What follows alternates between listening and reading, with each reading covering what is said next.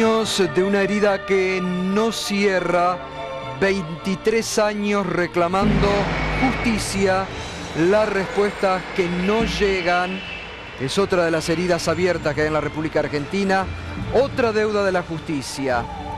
Víctimas olvidadas, causa olvidada, muchas veces también tomada políticamente, pero bueno, por suerte aquí, antes de que estallara la polémica, nos empezamos a acordar en este programa de la causa de la embajada, que hoy tuvo su recuerdo por parte de sobrevivientes y de familiares de las víctimas.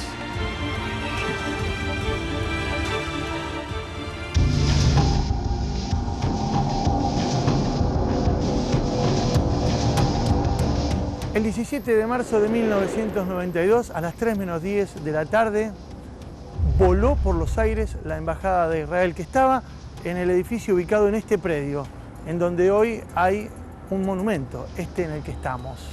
Murieron oficialmente 29 personas. Sin embargo, algunas voces sostienen que las víctimas fueron más. Se llegan a hablar de 40 a 45 víctimas fatales. De lo que nada discrepa nadie es que nunca se hizo justicia. El atentado jamás tuvo responsables.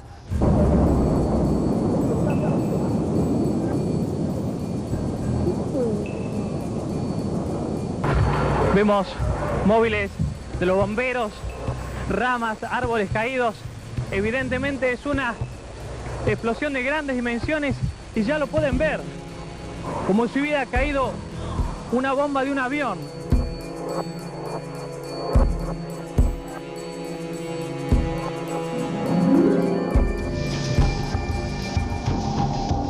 A 23 años del atentado a la Embajada de Israel, familiares de víctimas y sobrevivientes efectúan un acto de homenaje en la memoria de todos aquellos que perdieron la vida tras aquel brutal atentado.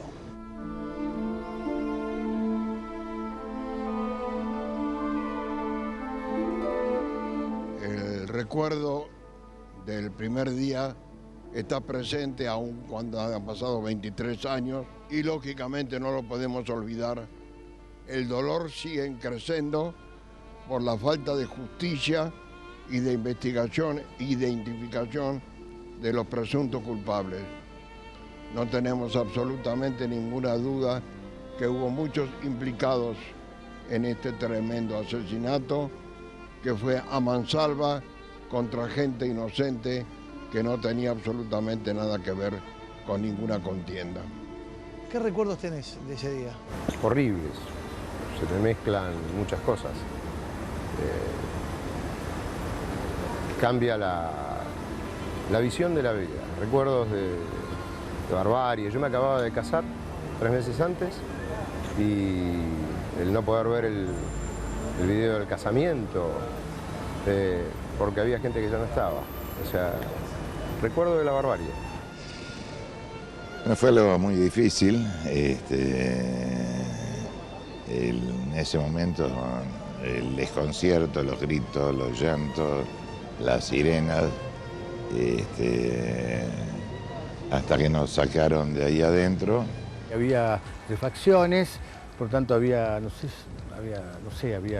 bolsa de cemento, no me acuerdo bien, en la entrada. No es un dato menor ese, porque en su libro Cortinas de Humo, sí, Jorge Lanate y Joe Goldman hacen referencia a este dato. Sí. Había una obra de refacciones, sí, en el momento en el que se produce el atentado. Sí, efectivamente estaba.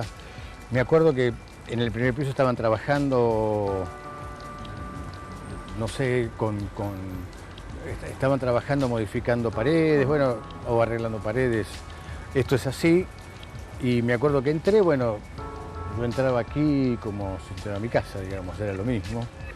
Por tanto entré, saludé previamente a una persona de la puerta y el día transcurrió como cualquier otro. Normalmente. Sí. Vos estabas entonces a esta altura, sí, aproximadamente, casi llegando a Suipacha. Sí, yo estaba acá y... En el segundo piso. Segundo piso. ¿Qué habías venido a hacer, te acordás? Sí, vine a sacar una fotocopia. Yo me acuerdo de la explosión perfectamente, escuché el ruido. ¿Llegaste a escuchar el ruido? Sí, de escuchar el ruido. Y después casi no me acuerdo más de nada. Después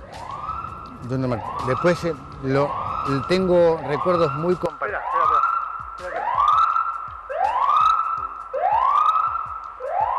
Ese es un sonido que también recuerdo de ese momento, cuando salimos.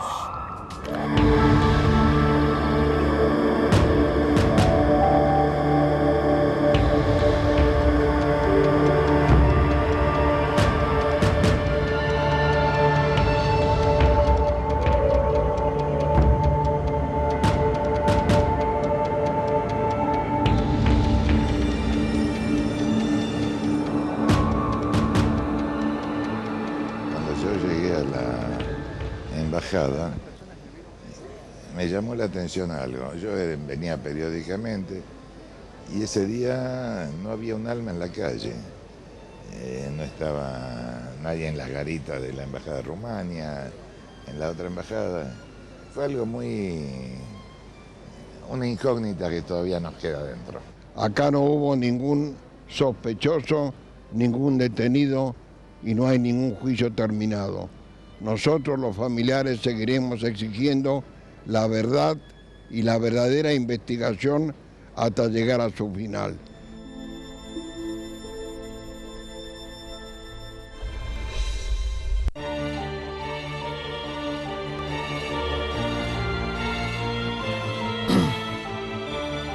Bueno, sin lugar a dudas nos volvemos a conmover como nos conmovimos en ese momento, los que nos tocó cubrir esa tragedia en el primer momento. Fue tremendo realmente, y ver esas imágenes nos vuelven a conmover a todos, ¿no? Esa imagen del hongo que fue filmada por una persona, un aficionado, que después hoy es camarógrafo, Javier Curvac, que estaba haciendo un video, eso que estamos viendo un documental ahora, en la villa. estaba ¿no? haciendo un video en la Villa 31. Era un aficionado en ese momento y después empieza a trabajar justamente después de haber logrado esa imagen en Canal 13, y hoy obviamente es un camarógrafo profesional, pero nos ha dejado ese testimonio que representa la barbarie, el horror, el no olvidar. Uno ve esa imagen y es no olvidar, ¿no? Lea, Así es. ¿dónde estabas vos en ese momento? Yo estaba en planta baja. Mi oficina estaba justo en la esquina de Arroyo y Suipacha, y yo había salido de mi oficina, estaba sola, mi jefe no estaba y tampoco la otra persona que compartía conmigo la oficina, así que salí de la oficina, me acerqué a donde estaba la central telefónica. Estaba Mirta y estaba Enrique, que recién salió hablando, que es el esposo, que fue a hacer un trámite. Y me acerqué a charlar con ellos, a tomar un café, son amigos, hemos tenido siempre una relación muy cercana. Así que salí a tomar un café y a fumar un cigarrillo con ellos. Mirta se levantó, yo me senté en su lugar y eran el tipo de central telefónica que tenían las alzadas con los cables que se ven en las películas antiguas. Y eso fue lo que me salvó, porque al momento de la explosión, que era justo cuando yo estaba apagando el cigarrillo, que yo pensé, en ese momento salgo expulsada para atrás y pensé que estaba recibiendo una descarga eléctrica de la central telefónica. No tengo como Jorge recuerdos de ruido, ni de explosión, ni de olores, no tengo cero memoria de eso. ¿Y dónde te despertaste? Yo no perdí el conocimiento, ¿No me di vuelta, no, caí para atrás y como pensando todavía que estaba recibiendo una descarga eléctrica, me aferré al mostrador que estaba atrás mío en ese momento. Mirá vos. Y todo el tiempo de vuelta, pensando que a mí solo, y el pelo me había quedado enganchado con escombros que cayó, y yo pensando que era parte de la de yo, gritaba mi pelo, y en un momento escucho que hay silencio, entonces logro destrabarme, me doy vuelta, y cuando miro y se disipa la nube negra, yo siempre cuento que tuve un segundo de vergüenza de estar tan preocupada por mi pelo cuando todo había explotado, ¿no? Y me quedé sentada en el piso un rato tratando de ver qué hago, porque había perdido un lente de contacto, estaba sin zapatos, estaba como tratando de entender un poco, y ahí veo una compañera, Claudia, que estaba paradita, con la cartera cruzada así, que había salido de una de las oficinas, y nos agarramos de la mano y empezamos a buscar algún lugar por donde salir, hasta que llegamos al segundo piso y vimos que por ahí no podía, volvimos a bajar y había un boquete en la esquina por donde estaban ya sacando gente, y ahí salimos. Y en ese recorrido, ¿qué es lo que veí? En ¿Qué ese viste? recorrido vi de todo, sin poder hacer nada. Era como un estado, yo digo, realmente de shock. Después entendí lo que es estar en shock, porque yo vi a Esperanza tirada en el piso con el palo clavado y vi a gente que estaba dolorida, que estaba tirada y escuchaba gritos. Y yo lo único que podía hacer, agarrar de la mano de Claudia, era seguir subiendo. Como un ente. Y llegamos hasta el segundo piso y ahí lo veo a Jorge gritando Marcela, Marcela, Marcela, totalmente sacado. Y nosotras veíamos el boquete de donde era la oficina de Claudia, de Marcela. Y nada, nos quedamos mirando y agarradas de las manos las dos, volvimos a bajar.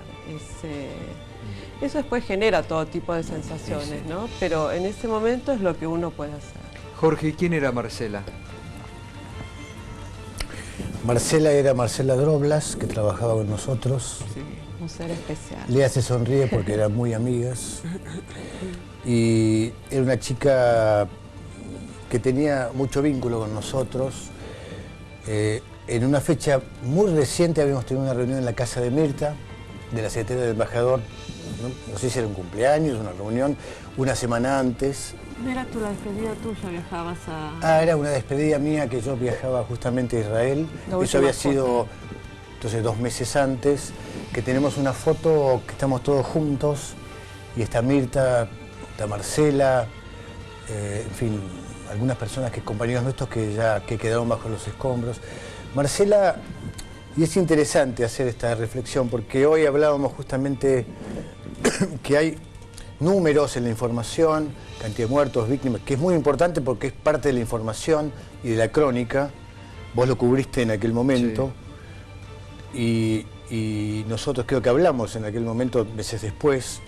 Sí, porque nos conocíamos, quiero decirle, Jorge era el encargado de prensa de la embajada, nos tenía que bancar y soportar siempre. Bueno, había una relación previa. Nos conocíamos ya de la Guerra del Golfo y claro, de muchos años antes, pues trabajás en otro canal y ya nos conocíamos, hablábamos, recién nos saludamos de una manera cálida porque nos conocemos hace muchos años y eso también tiene que ver con los televidentes en el diálogo nuestro, ¿no?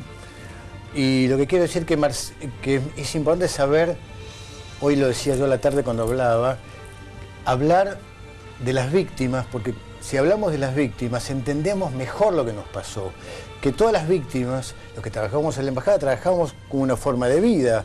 Y las personas que estaban, y ahora ya voy a hablar de Marcela, éramos personas comunes como nosotros, como los televidentes, que íbamos a la cancha, íbamos a ver al cine, en fin, teníamos una vida de personas normales y comunes. Claro. Y por eso mismo eran muy valiosas. A Marcela, con Marcela hablé 2 minutos antes que la embajada volara por el aire.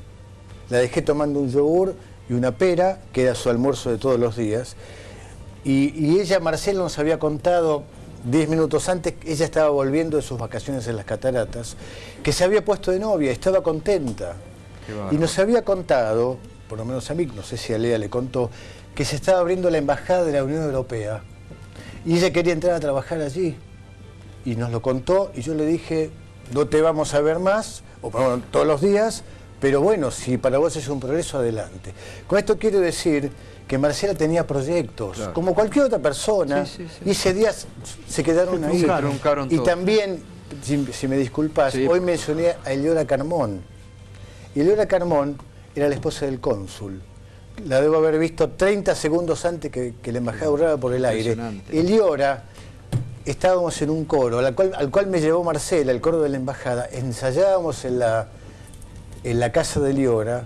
Y Eleora me cuenta que tiene un tema nuevo para el coro. Eleora Carmón tenía 5 hijos. Eleora también quedó bajo los escombros. Impresionante, en un segundo cómo la vida cambió. Nelly Durán, ¿y vos a quién perdiste? Yo perdí a mi esposo, que también... ¿Era empleado? No, él trabajaba, iba a colocar un aire acondicionado en el edificio de al lado de la embajada. Y también quedé yo con 4 hijos, el más chiquito tenía 2 años y medio, el mayor 16, y mellizas de 13. Y también, sí, te cambia la vida en un segundo, porque, bueno, él salió a trabajar, yo siempre digo, le pregunté cuando se fue, ¿venís temprano hoy? Y me dice, voy a tratar, y no volvió más. Qué impresionante. Claro. Y es así, Claro. te quedás con... Yo me quedé con 4 hijos, es un shock, no sabés para qué lado correr, disparar, qué vas a hacer. ¿Cómo ¿no? te enteraste? Yo me enteré por el socio de él, que quedó vivo, o sea, él bajó con las herramientas al lado de la embajada, de la puerta de la embajada. El socio se va a estacionar la camioneta y en ese momento se produce la explosión. Él trata de volver para atrás, no puede, da toda la vuelta, cuando se da cuenta que ya no podía, que no había nadie vivo, se vuelve a mi casa y es él el que me dice que estaba ahí en la embajada. Ese es otro tema interesante, porque hoy en día todos nosotros nos movemos con celulares y tenemos muchas formas de comunicarnos. En ese momento no. En ese momento yo en había. casa no tenía tele. Claro. ¿no? Y mamá estaba volviendo de Rosario sin saber si yo estaba viva o estaba muerta. Y hasta que mis hermanos no llegaron corriendo a la embajada y Martín, que estaba ayudando a sacar gente, les dice, no, Lea se fue a estar en el Hospital Fernández. Y hasta que no llegaron al Hospital Fernández y me vieron, tampoco sabían en qué estado estaba yo. No, está Larry también. Larry Levy es un periodista allegado al grupo de sobrevivientes, de víctimas y de familiares, que ha investigado bastante todo lo que hay en torno a la causa por la embajada. ¿Cuál es tu mirada respecto a la actuación de la Corte Suprema en esta investigación y a los resultados obtenidos? Sí hay resultados, no hay casi resultados, entonces no podemos hablar de una investigación que haya ahondado sobre las posibles, digamos, causas, cómo se accionó, no hay nada, realmente no hay nada. Fíjate, ustedes Solo alguna hipótesis que... Solo hipótesis nada y más. algunas determinaciones que están basadas en informes de inteligencia que en realidad son casi, diría, recortes periodísticos. Ustedes nombraron 29 muertos. ¿Ustedes vieron la lista cuánta gente tiene? 22. 22. Hay 7 personas desaparecidas. Que nadie sabe si son cuerpos enteros, no son cuerpos enteros. La Corte Suprema en el 91, Canevari, dijo que eran 22. Él determinó. Eran 22. ¿En base a qué determinó? La morgue había dicho que eran 29. Entonces realmente no podemos hablar de avance en esta causa. Podemos hablar de... y mucho menos de cosas juzgadas. De cosas juzgadas desde ya que no podemos hablar. La única cosa juzgada que hay acá es el dolor de las familias y de las víctimas, ¿sí? Los sobrevivientes, es lo único que hay, digamos, como sentencia, porque no hay nada. A mí me llama... Ahora, ¿por qué cuesta tanto la investigación? Bueno, hay ¿Por que qué? ver... Porque realmente nosotros lo planteamos, y aclaro esto, antes del discurso de la presidenta, mucho antes, ¿no? Pero lo planteamos porque yo seguí, bien lo decía Jorge, seguí la causa, ya hasta que un punto en que no me dieron más información, no me dieron más bolilla, y a partir de un comentario que yo hice en la radio y después acá, se comunicó la doctora Hanna del estudio de Ursun, y ella me dijo, no, mirá, pasa esto, bueno, y ahí reflotamos, porque decíamos, es la causa olvidada. Claro, por un lado, el presidente de la Corte dice cosas juzgadas sobre una resolución que es intermedia, en el medio del desarrollo de la causa, sobre la determinación de quién fueron los autores. Sí, la yihad... Y hay un error fundamental que habla de un desconocimiento de la realidad de los grupos terroristas de Medio Oriente. Lorenzetti dice, fue la Yihad Islámica, o dijo, no, fue la Hezbollah, un brazo armado de la Yihad Islámica. Sí, la Yihad Islámica no existe en el Líbano, ¿sí? Es un grupo menor que actúa en los territorios ocupados y hay otro grupúsculo con el mismo nombre en Egipto. Son sunitas. No tienen nada que ver con el Hezbollah, que son chiitas. Entonces no podemos hablar. Ya partimos de que el presidente de la Corte comienza a definir esto por un error fundamental. No hay investigación. Cuando uno lee la placa esa que se ve allí, se refiere directamente a un atentado perpetrado con un coche bomba. ¿Qué hay sobre el coche bomba? Mira, evidentemente el coche estuvo. No es que no estuvo, no se sabe si fue... dijeron que era una Ford F100. En general, la matriz de los atentados que se cometen con coche bomba dejan en el suelo clavados el chasis y las 4 gomas. En este caso, existió eso, estuvo, lo vieron y fue documentado. En principio dijeron que era un Fairlane. ¿no? ¿Cómo? El motor apareció. Apareció el motor, pero clavado en el lugar. Esto habla de un coche bomba. No obstante, hay quienes dicen que fue una implosión. Desde adentro, ¿no? Desde adentro. Lo dicen con cierta mala intención porque hablan de un autoatentado, claro, lo que me parece ridículo. Si hubo una explosión adentro, no fue por un autoatentado, evidentemente, sino que pudo haber sido ingresado el explosivo en los materiales. Recordemos que estaba en obra la embajada en ese momento. Más aún, para sumarte un dato más, Bisordi, que fue el instructor de la causa, con una clara mala intención, a Gabriel Pichon, el arquitecto, que fue herido gravemente, lo hizo esposar en la cama. Qué bárbaro. Lo hizo esposar en la cama hospital, como sospechoso y responsable de haber metido material explosivo en las bolsas de cemento. Qué bárbaro. ¿Te acuerdas que también se habló en un momento, Larry, que se había encontrado un dedo en un árbol de un... Sí, de un supuesto suicidio. En una cocina de un departamento, ¿no? Sí, una cocina de un departamento. El edificio de frente. Exactamente. El pie, el dedo gordo. Bueno, exactamente. Lo curioso en esta causa es la intencionalidad de acusar a Irán. Y voy a poner el acento en esto, bueno, porque es algo que se está discutiendo hoy. Hay una persona, incluso nombran y todo. Imad Mughni, que fue ultimado en Damasco en 2008, se supone por una operación conjunta del Mossad y la CIA. De todas maneras, pensemos y ubiquémonos en 1991. ¿Cuántos años de vida llevaba, de vida, digamos, política, el Hezbollah? Apenas unos años. El Hezbollah vino a reemplazar a otro grupo que se llamaba Amal, claro, ¿sí? De Navi Berri, que era su conductor, que se ayornó a la política libanesa y se fue a Beirut a representar políticamente al sur del Líbano. Incluso se dijo que había entrado por la triple frontera, que habían llegado y que después nunca presentaron pruebas. La triple frontera es una frontera permeable, todos lo sabemos, pero explosivos, venir de Medio Oriente hasta acá, y después el sentido común. ¿Por qué? ¿Cuántos atentados cometió Irán a lo largo y ancho del mundo de estas características y con esta impronta? Si ustedes pueden determinármelo, buscarlo, no hay. Entonces, cuando vos tenés un asesino serial, podés trazar un perfil. En este caso, no existe ese perfil. Y la pregunta es, ¿por qué Argentina? ¿Por qué Argentina? Es una gran pregunta. ¿Por qué Argentina 2 veces? Y 2 veces, exactamente. Porque también se hablaba de algún tipo de venganza sobre el gobierno de ese momento. Bueno, ahí tendremos que empezar a pensar qué pasó en el gobierno, la pista siria que se abandonó, que nunca se ahondó en esa pista. Parece que hubo una orden oficial de no investigar, esto no se toca, con la connivencia también de Israel. Yo recuerdo en aquel momento cuando explotó la embajada, el ministro de Vivienda en ese entonces en Israel era David Levy, un encumbrado funcionario político del Likud, que en su primera declaración dijo: esto fue un eje Teherán-Damasco. Sí. Al otro día borró la palabra Damasco de su discurso.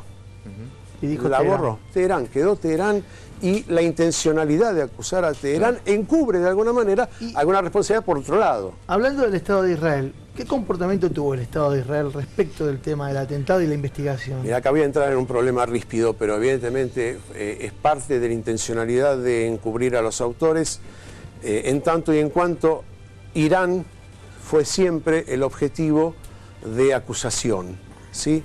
Y ahí me parece que estamos obviando un montón de elementos que tienen que ver con la geopolítica del momento. Yo creo que en ese momento Israel respondía a una intención de Estados Unidos de inculpar a Irán y ponerlo como enemigo número 1 del mundo, ¿sí?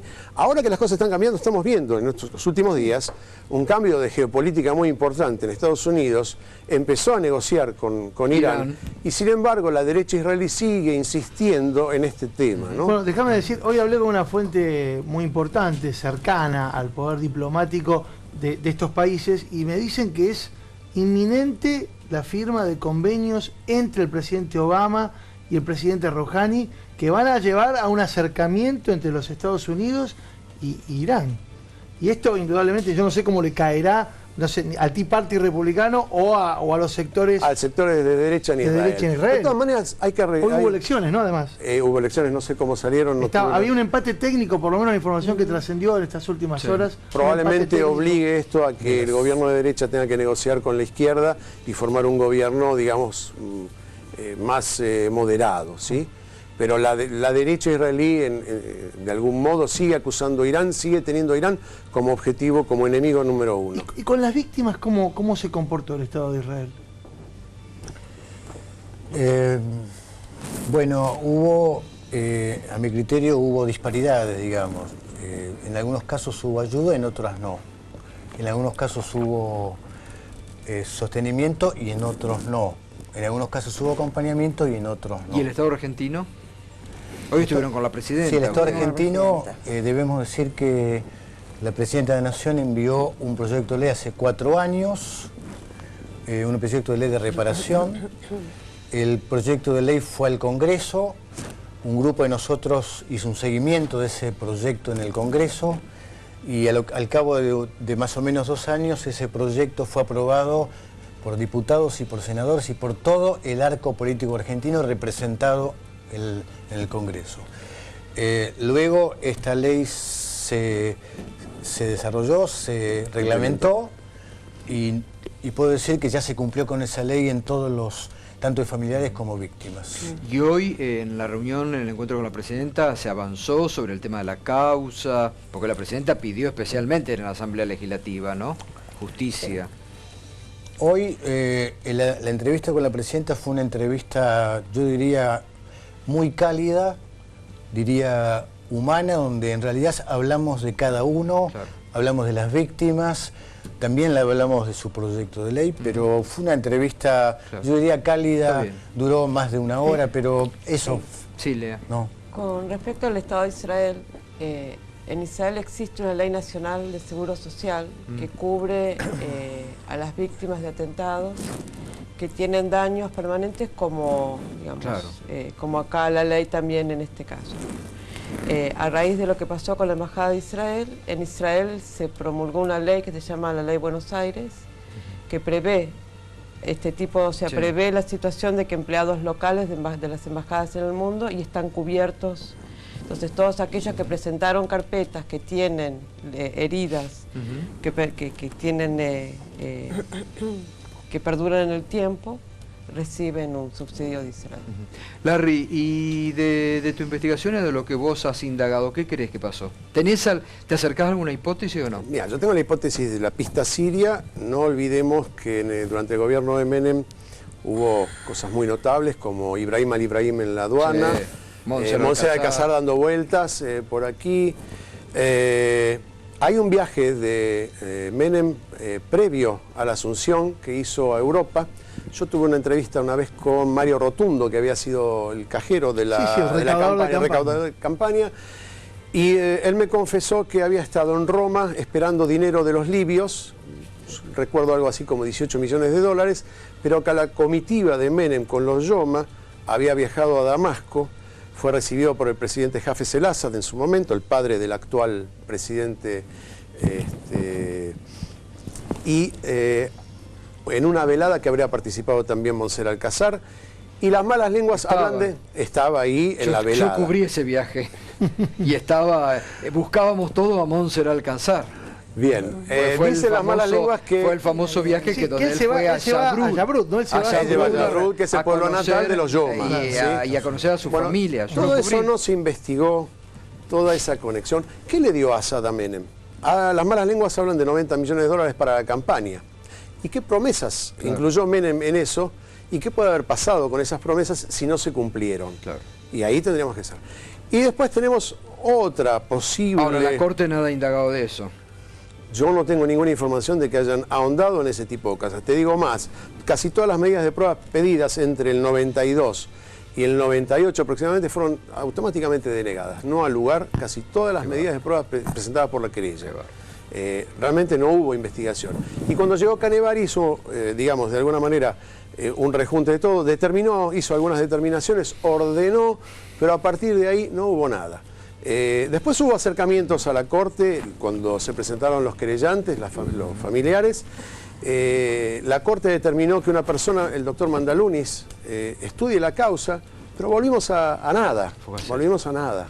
Jorge, Nelly y Lea, les agradezco y es un compromiso que también nosotros queríamos asumir para que esto justamente se recuerde, se tenga vivo y recordemos sobre todo los muertos y que no sea una causa olvidada. Y que las víctimas estamos metidas dentro de un juego de intereses lamentable, tanto de Israel como de la Argentina en su momento también. Por eso decimos las víctimas olvidadas. Las víctimas olvidadas. Gracias, gracias. Por favor. Bueno, gracias. Pausa, enseguida te volvemos. La verdad